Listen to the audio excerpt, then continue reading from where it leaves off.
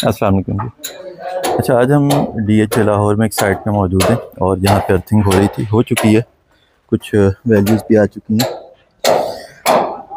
यहाँ पे पहले थोड़ा सा मटेरियल का बता दूँ, फिर हम टेक्निकल सवाल डिस्कस करते हैं। ये इधर केमिकल रॉड यूज़ हुए, जिसकी वीडियो आपको चैनल पे मिल जाएगी कि ये क्या है और कब यूज़ होता है।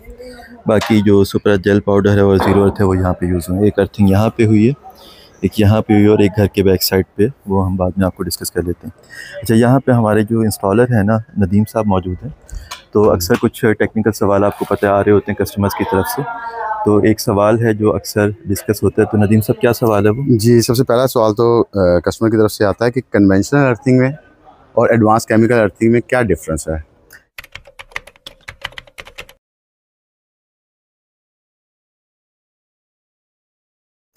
अच्छा, हाँ, ये बड़ा इंटरेस्टिंग सवाल है और ये मैं अक्सर फ़ोन पे जवाब देता हूँ इसका। अभी तक कोई वीडियो नहीं बनी थी इसकी।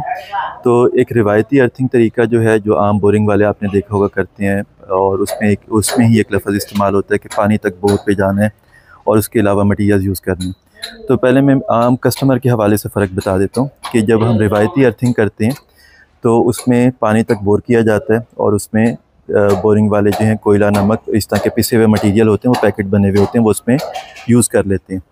तो मेन फ़र्क पहला कस्टमर के पास ये आता है कि उस वाले अर्थिंग में पानी का पाइप रखा होना चाहिए और उसमें कस्टमर को हर महीने नमक का पानी डालना होता है। इसको कहते हैं कि वो उसे मेंटेन करना है, मेंटेनेंस डिमांड करती है वो वाली अर्थिंग। और इसके अलावा एक और फ़र्क भी, अगर आप उसको मेंटेन करें भी तो मेंटेनेंस के बावजूद जो कन्वेंशनल अर्थिंग है, रिवायती अर्थिंग, वो आम तौर पे उसकी लाइफ जो हमने नोट की है टेस्टिंग से, वो 2 से 5 साल के दरमियान डेड हो चुकी होती है, फिर आपको नई अर्थिंग करनी पड़ती है। तो एक तो ये मामला है। दूसरा, इसके बरक्स जो एडवांस केमिकल अर्थिंग है, जिस तरह ये हमारी कंपनी बनाती है, यूनिको एनर्जी सिस्टम के सुपर जेल पाउडर है, ज़ीरो अर्थ केमिकल रॉड्स हैं। इसके अलावा बाहर से भी आते हैं, ABB कंपनी के आते हैं, डेन कंपनी है, जर्मनी की मशहूर कंपनी है, UK की कंपनी है किंग्समिल, उसके आते हैं।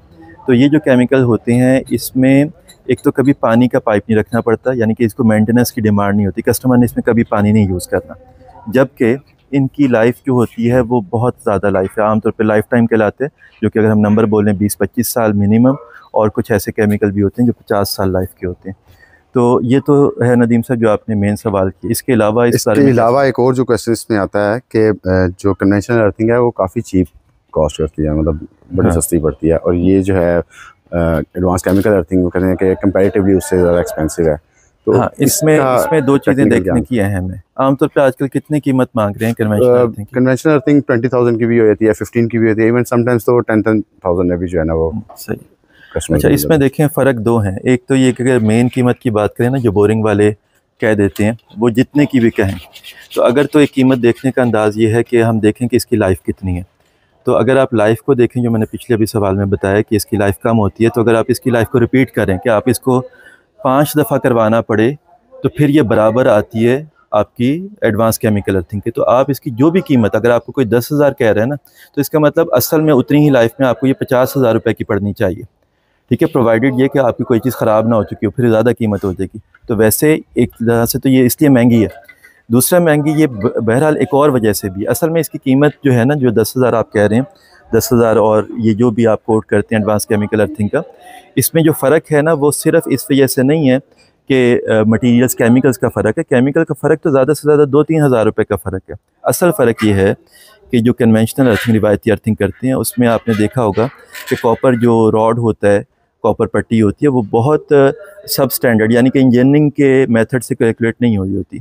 तो उसमें हो सकता है वो 1 फुट की पट्टी यूज़ कर लें, 1.5 फुट की पट्टी यूज़ कर लें, कम से कम तार यूज़ कर लें। तो असल में उधर कॉपर की कैलकुलेशन के बगैर कॉपर को कम से कम यूज़ किया हुआ होता है। उससे होता ये है कि ओवरऑल कॉस्ट कम नज़र आती है, और उसकी साइकी ही है कन्वेंशनल अर्थिंग की, कि कस्टमर जितने की भी कहे कि जी आप इतने में कर दें, तो वो कहते हैं कि हाँ जी हम उतने में कर देंगे। तो वो कॉपर की कैलकुलेशन सारी डाउन कर देते हैं, जिसकी वजह से असल में कीमत कम नज़र आती है। अगर कन्वेंशनल अर्थिंग में कॉपर की कैलकुलेशन सही रखी जाए, तो कन्वेंशनल अर्थिंग में और आपकी जो एडवांस केमिकल अर्थिंग है, उसमें कीमत का कोई भी फ़र्क नहीं पड़ेगा, सेम कीमत होगी। ठीक है, चाहे केमिकल थोड़ा सा डाउन कीमत का होगा, लेकिन क्योंकि गहराई ज़्यादा करनी पड़ती है, इसलिए कॉपर तार ज़्यादा लग जाती है, तो वो सेम कीमत बन जाती है। तो असल में ये दो फ़र्क हैं। इसको कस्टमर को जहन में रखना चाहिए। हाँ, जहाँ पे कस्टमर किराए के घर में रहते हैं ना, अगर फर्स्ट टाइम कस्टमर कहते हैं कि जी मैं तो किराए के घर में 2-3 साल बाद मैंने बदल लेना, सोलर लगा हुआ है, ठीक है, वो कन्वेंशनल अर्थिंग करवा ले, लेकिन उसको मेंटेन ज़रूर किया करें, नमक का पानी डाला करें ताकि वो ठीक रहे। उसके बाद घर बदलने फिर आप अपनी नई अर्थिंग करवा लें, लॉन्ग लाइफ अर्थिंग की आपको उस घर में ज़रूरत नहीं है। तो ये कस्टमर के ऊपर भी डिपेंड करता है कि वो क्या उसका सिनेरियो क्या है, ठीक है। तो वैसे जब अपना घर बन रहा हो, जिस तरह ये घर बन रहा है DHA में जहाँ पे हम खड़े हुए हैं, तो यहाँ पे बेहतर ये होता है कि लॉन्ग लाइफ अर्थिंग करवाई जाए, ताकि एक ही दफ़ा अर्थिंग हो जाए, बाद में कभी मेंटेन भी ना करना पड़े, जो कि कस्टमर कभी कर भी नहीं पाता। फैक्ट्रियों में लोग नहीं कर पाते, पानी नहीं डाल पाते, तो वो अर्थिंग जल्दी ख़राब हो जाती है।